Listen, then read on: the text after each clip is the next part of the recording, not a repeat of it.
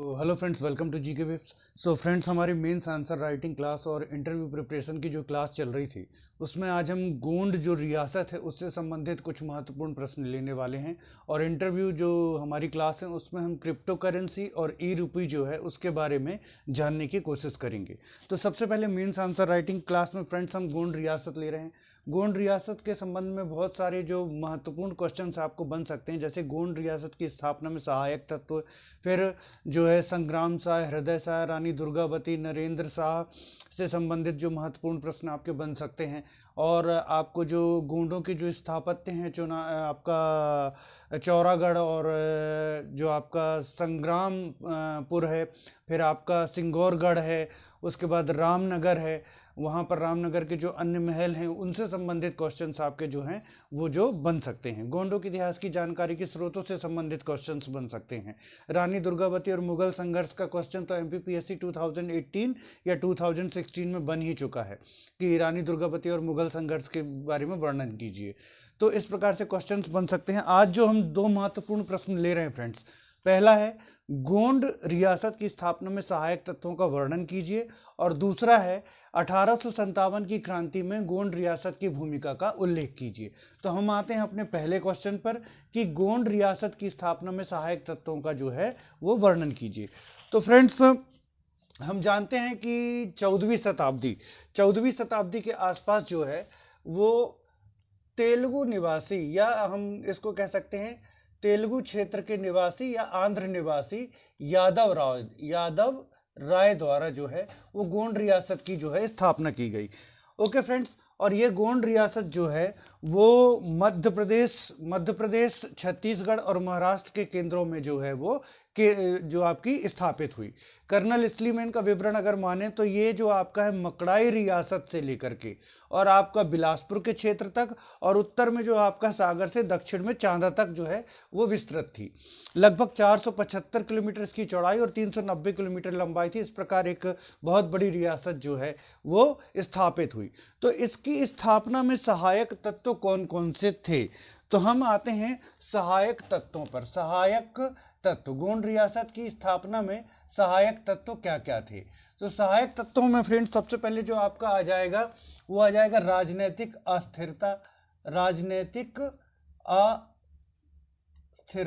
अस्थिरता। ओके। दूसरा आ जाएगा आपका गोंडों की शारीरिक बनावट।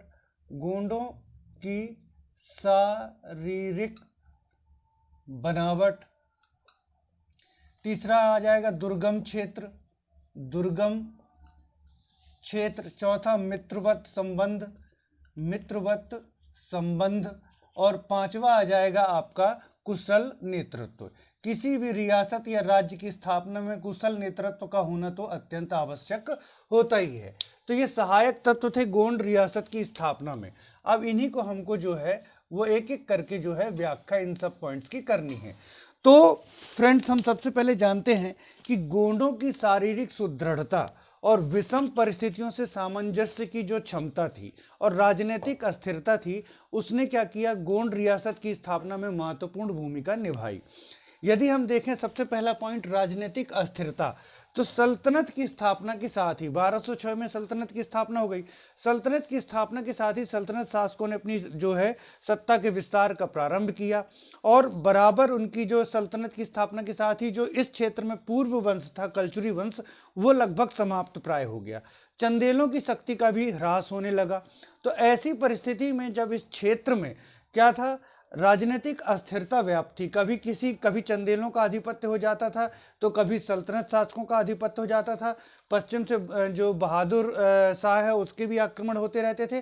तो राजनीतिक अस्थिरता का लाभ उठाकर लगभग 1328 ईस्वी में जो था, किसके द्वारा, 1328 से, इसकी जो है डेट फिक्स नहीं है, 1328 से 1440 के बीच कभी भी मानी जाती है। तो 1328 से 1440 के बीच यादव राय के द्वारा जो है किसकी स्थापना की गई, गोंड रियासत की स्थापना की गई। तो पहला पॉइंट हो गया राजनीतिक अस्थिरता।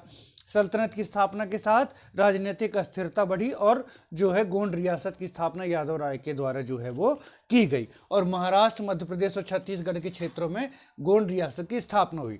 दूसरा आता है गोंडों की शारीरिक बनावट। गोंडों की जो शारीरिक बनावट है वो शारीरिक रूप से सुदृढ़ थे, और शारीरिक सुदृढ़ता और इस विषम क्षेत्र से जो सामंजस्य की उनकी क्षमता थी, उसने भी गोंड रियासत की जो स्थापना है उसमें महत्वपूर्ण भूमिका निभाई। थर्ड पॉइंट हमारा आ जाता है दुर्गम क्षेत्र। जो गोंड रियासत केंद्रित हुई वो दंडकारण्य क्षेत्र और उसके आसपास के क्षेत्रों में और पहाड़ी क्षेत्रों में स्थापित हुई।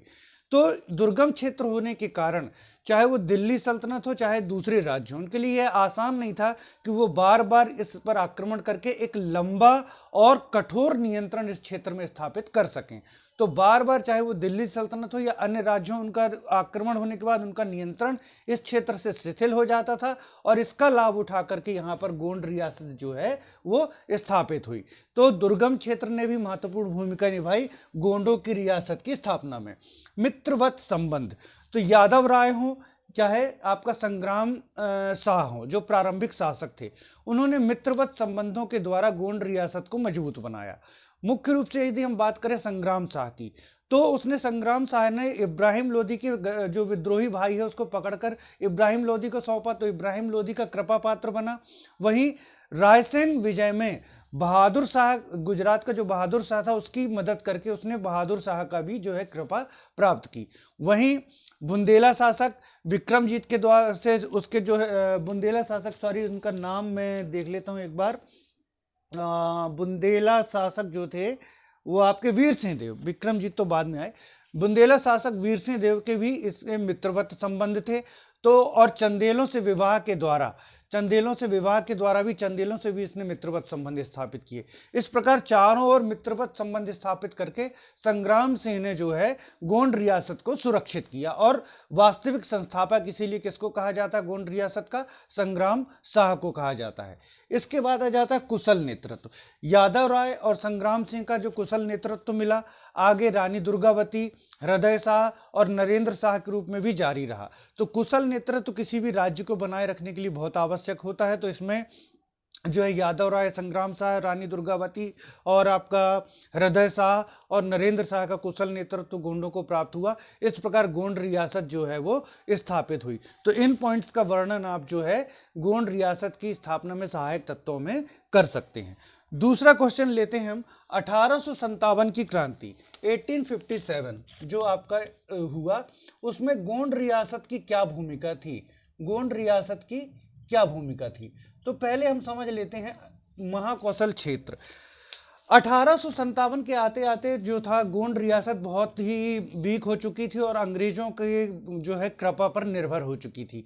गोंड रियासत जो है मुख्य रूप से गढ़ा और मंडला में ही सीमित हो गई थी, मतलब महाकौशल क्षेत्र में थी।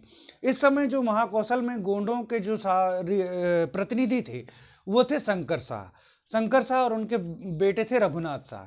और रामनगर जो था, रामनगर में शासिका तो नहीं, रामनगर में जो थी वो अवंतीबाई थी। तो शंकर शाह और अवंतीबाई गोंडों के जो थे मुख्य नेतृत्व करता रहे 1857 की क्रांति में। महाकौशल क्षेत्र में लेफ्टिनेंट 52वीं रेजिमेंट के जो लेफ्टिनेंट था लेफ्टिनेंट क्लार्क, उसका बहुत आतंक था। उसने शोषण की नीति जो है पूरे महाकौशल में फैला रखी थी। तो पूरे महाकौशल में इस बात को लेकर के जो था असंतोष था।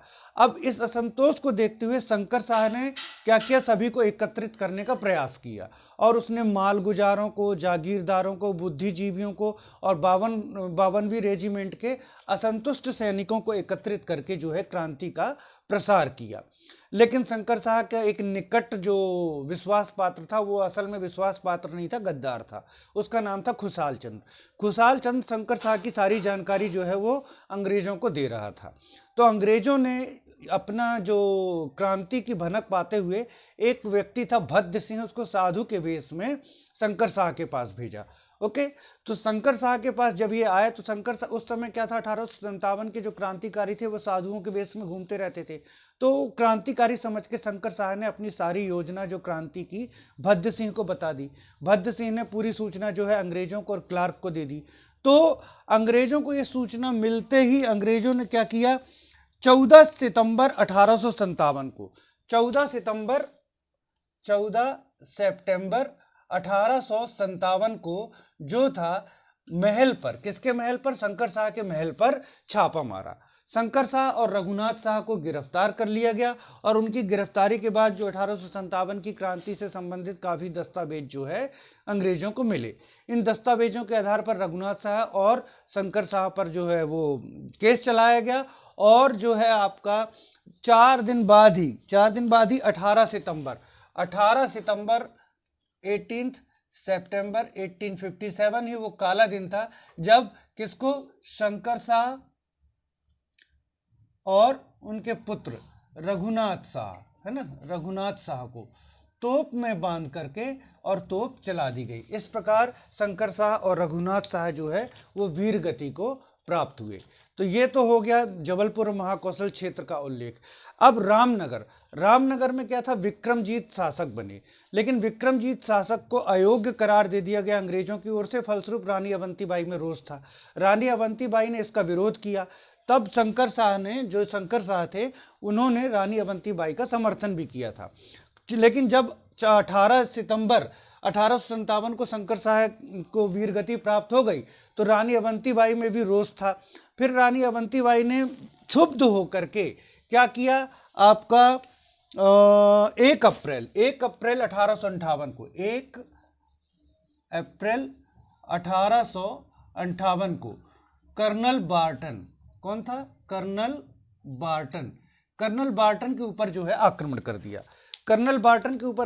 दिया। रानी अवंतीबाई और अंग्रेजी सेना में लड़ाई हुई, लेकिन एक प्रशिक्षित सेना के सामने रानी अवंतीबाई को जब अपनी हार दिखने लगी तो वो जंगलों की ओर चली गई और जंगलों की ओर जाकर के उन्होंने अपनी ही तलवार से अपने को मार करके वीर गति प्राप्त की। तो इस प्रकार रानी अवंतीबाई का भी जो है वो संघर्ष चला अंग्रेजों के साथ। तो अंग्रेजों के साथ संघर्ष में जो गोंडों में मुख्य नाम आते हैं, शंकर शाह, रघुनाथ शाह और रानी अवंतीबाई के नाम आते हैं। तो ये 2 क्वेश्चंस जो मैंने आपको बता दिए, एक क्वेश्चन बना हुआ है वो आपको मिल जाएगा और प्री के स्तर से ही हम पढ़ते आ रहे हैं तो मैं उसको नहीं कह रहा हूँ। अगर आपको टफ लगे तो आप मुझसे पूछ सकते हैं, मैं आपको बता दूंगा। ये क्वेश्चन बन चुका है, रानी दुर्गावती और मुगलों के मध्य हुए संघर्ष का वर्णन कीजिए। सो फ्रेंड्स, अब आते हैं हम अपनी इंटरव्यू की जो टॉपिक्स हैं उस पर। इंटरव्यू टॉपिक के लिए आज हम ले रहे हैं क्रिप्टो करेंसी और ई रूपी।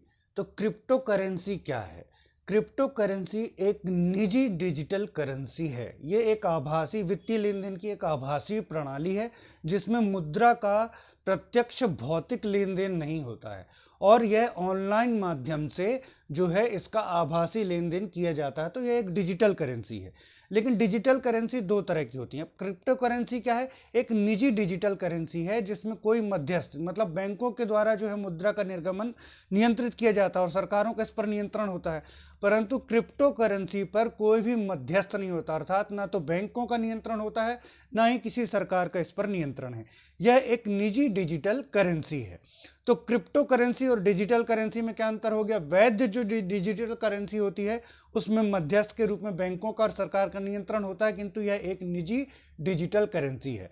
क्रिप्टो करेंसी के रूप में सर्वप्रथम जो करेंसी आई थी वो थी फ्रेंड्स बिटकॉइन। बिटकॉइन को जो है 2009 में सैटोशी, या अब उसका उच्चारण हम जो भी देखें, सैटोशी आपका जो है सैटोशी ही होगा, नाम तो बहुत ही है ना, सैटोशी नाकामोटो के द्वारा जो है प्रचलित किया गया था 2009 में। और यह अपने प्रचलन के बाद ही बहुत प्रसिद्ध होने लगी। इसके अनेक कारण हैं जिस पर हम आगे चल करके चर्चा करेंगे। और आज वर्तमान में 1000 से भी अधिक क्रिप्टो करेंसी जो है वो प्रचलित हैं। जैसे आपका हो गया बिटकॉइन, है ना, इथेरियम हो गया, टेथर हो गया, फिर लाइट कॉइन हो गया। इस तरीके से 1000 से भी अधिक जो क्रिप्टो करेंसी हैं वो जो प्रचलित हैं। अब क्रिप्टो करेंसी का पूरा कारोबार जो है वो ऑनलाइन होता है। इसके लिए क्या होता है, यदि आपको कारोबार करना है तो क्रिप्टो एक्सचेंज होते हैं। जैसे हमारे यहाँ पर क्रिप्टो एक्सचेंज हो गया आपका वजीर एक्स है, जेप पे है और कॉइन स्विच कुबेर है। वजीर एक्स, जेप पे, कॉइन स्विच कुबेर। तो क्रिप्टो एक्सचेंज में आपको अपना रजिस्ट्रेशन करवाना होता है, जहां केवाई संबंधी पूरी प्रक्रिया संपन्न होने के बाद आपको जो है आपकी वॉलेट आईडी दी जाएगी। वॉलेट आईडी के बाद आप जो टोकन जो होगा उसके द्वारा, क्रिप्टो टोकन के द्वारा आप जो है क्रिप्टो करेंसी का जो है वित्तीय लेन देन कर सकेंगे। अब इसमें क्या होता है, इसके जो फायदे गिनाए जाते हैं, ये क्या होता है, कंप्यूटर एल्गोरिदम के द्वारा संचालित होती है, और कंप्यूटर एल्गोरिदम के द्वारा संचालित होती है, और आपकी जो आईडी है वो इनक्रिप्टेड कोडेड होती है।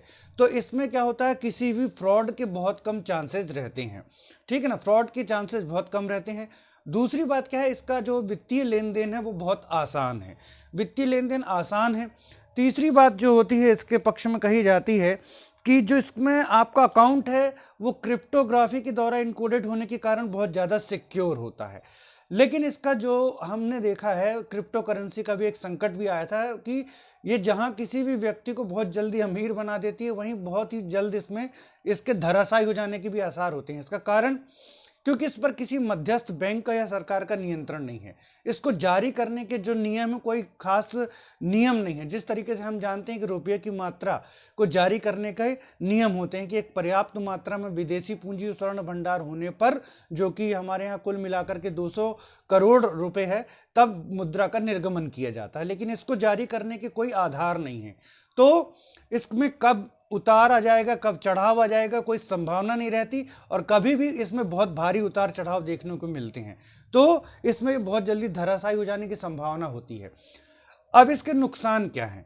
इसके नुकसान ये हैं कि जो आपको वॉलेट आईडी प्राप्त हुई है, यदि वो वॉलेट आईडी आपकी गुम गई तो आप फिर उसको कभी रिकवर नहीं कर सकते, क्योंकि ये इनक्रिप्टेड और कोडेड होती है, उसको आप कभी रिकवर नहीं कर सकते।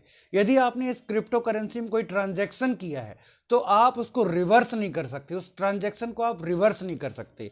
और तीसरा इसका जो सबसे बड़ा, जिस कारण सरकारें इस पर प्रतिबंध लगा रही हैं, अनैतिक व्यापार या अवैध व्यापार का बढ़ने की आशंका है, क्योंकि इसमें सरकार को जानकारी दिए बिना भी ट्रांजैक्शन जो है वो किया जा सकता है। तो सरकार की जानकारी के बिना कई तरीके के व्यापार इसमें संचालित जो है वो किए जा सकते हैं। तो ये जो क्रिप्टो करेंसी का एक जो है वो बहुत बड़ा जो कमी वाला जो पॉइंट है। तो क्रिप्टो करेंसी को अब हम देख रहे हैं कई देश जैसे हैं जो इसको मान्यता प्रदान कर रहे हैं। इसमें सबसे प्रमुख नाम आता है एल सल्वाडोर का। एल सल्वाडोर तो जो है वो अपना एक बिटकॉइन सिटी बनाने के लिए ही अग्रसर हो रहा है, एल सल्वाडोर। तो ये थी क्रिप्टो करेंसी। अब क्रिप्टो करेंसी को नियंत्रित करने के लिए बहुत सी सरकारें जो हैं अपनी खुद की एक डिजिटल करेंसी जो है वो लॉन्च करने की दिशा में काम कर रही हैं। भारत सरकार भी इस दिशा में अग्रसर है, और जहां वो क्रिप्टो करेंसी के खिलाफ एक विधेयक लाने की तैयारी में है, वहीं पर भारत सरकार ने खुद की डिजिटल जो करेंसी है वो जारी कर दी है ई रूपी के रूप में। तो ई रूपी को नवंबर में 2022 में लॉन्च किया गया था होलसेल के मार्केट के लिए। अभी इसको प्रायोगिक तौर पर 4 शहरों में लॉन्च किया गया है, और 1 दिसंबर 2022 से इसको रिटेल या खुदरा व्यापार के लिए भी 4 शहरों में प्रायोगिक तौर पर लॉन्च कर दिया गया। अब वो 4 शहर कौन कौन से हैं? तो मुंबई, नई दिल्ली, बेंगलुरु और भुवनेश्वर में इसको प्रायोगिक तौर पर जारी किया गया है। अब इसमें क्या है? इसमें यही है कि आप अपना एक डिजिटल वॉलेट बना सकते हैं, और वॉलेट आईडी आपको प्राप्त होगी, और उसके साथ ही आपको टोकन प्राप्त होगा। टोकन प्राप्त होने के बाद आप सारे के सारे लेन देन इसी तरीके से कर सकते हैं जैसे आप रुपये में व्यापार कर रहे हैं। बस अंतर यह है कि सारे के सारे लेन देन आभासी होंगे, प्रत्यक्ष रूप से, भौतिक रूप से जो मुद्रा का लेन देन नहीं होगा। तो ये एक डिजिटल करेंसी का तरह कार्य करेगा, और जो आपका वॉलेट होगा, जो टोकन होगा, उसके आधार पर आप अपना व्यापार कर सकते हैं। इसमें खास बात यह है कि केंद्रीय बैंक द्वारा ई रूपी की मात्रा जो जारी की जाएगी वो उन्हीं नियमों के आधार पर जारी की जाएगी जिस आधार पर मुद्रा का निर्गमन जो है वो किया जाता है। तो ये जो है करेंसी के उतार चढ़ाव को जो है आपका नियंत्रित कर सकेगी। इसमें बहुत जल्दी उतार चढ़ाव देखने को आपको नहीं मिलेंगे, और एक बार इसके प्रायोगिक तौर पर सफल होने के बाद इसको पर्सन टू पर्सन और पर्सन टू मर्चेंट जो है उसको व्यवहारिक जो है वित्तीय लेन देन संभव हो सकेगा। अब इसके फायदे क्या हैं? ई रूपी के फायदे क्या हैं? तो इसमें आपको कैश लेन देन नहीं करना पड़ेगा, और कैश लेन देन के जोखिमों से आप जो है वो बच सकेंगे। दूसरा आप आ जाते हैं तो ये आपको डिजिटल पेमेंट का एक माध्यम उपलब्ध कराएगी, और डिजिटल माध्यम से ट्रांजैक्शन जो है वो आपका संभव हो जाएगा। फिर आप आते हैं कि इससे जो है करेंसी छपाई में जितना भी सरकार को व्यय करना पड़ता है वो करेंसी छपाई में व्यय नहीं करना पड़ेगा और करेंसी छपाई में आने वाले व्यय में कमी की जा सकेगी। इसमें सरकारी निगरानी में रहेगा। सरकारी निगरानी में रहने से जो अवैध व्यापार है उसको बढ़ावा नहीं मिल सकेगा और आपका जो व्यापार है वो एक तरीके से सिक्योर भी जो रहेगा और भरोसेमंद रहेगा। तो ये इसके जो है सामान्य प्रकार थे। तो हमने दोनों डिजिटल ही करेंसी के प्रकार हैं, चाहे वो क्रिप्टो करेंसी हो चाहे वो ई रूपी हो। बस अंतर इतना है कि क्रिप्टो करेंसी एक निजी डिजिटल करेंसी है, आभासी करेंसी है, जिसको कोई भी सरकार या मध्यस्थ मतलब बैंक नियंत्रित नहीं करता है। जबकि ई रूपी एक डिजिटल करेंसी है जिसकी सरकार के द्वारा जारी की गई है, सरकार के द्वारा नियंत्रित है। सरकारी नियमों के द्वारा जिस मात्रा में मुद्रा का निर्गमन के जो नियम है उसी आधार पर ये जारी की जाएगी। तो इसमें बहुत जल्दी उतार चढ़ाव आने की संभावना जो है वो कम रहेगी। सो फ्रेंड्स, ये था आज हमारा क्रिप्टो करेंसी और ई रूपी पर टॉपिक। तो मिलते हैं कल। जो हमारी क्लास है वो प्रीलिम्स प्रिपरेशन एमपीपीएससी प्रारंभिक परीक्षा 2022 और आगामी पटवारी परीक्षा और अन्य परीक्षाओं के लिए जो हमारी क्लास रहेगी। तब तक के लिए take care, thanks for watching.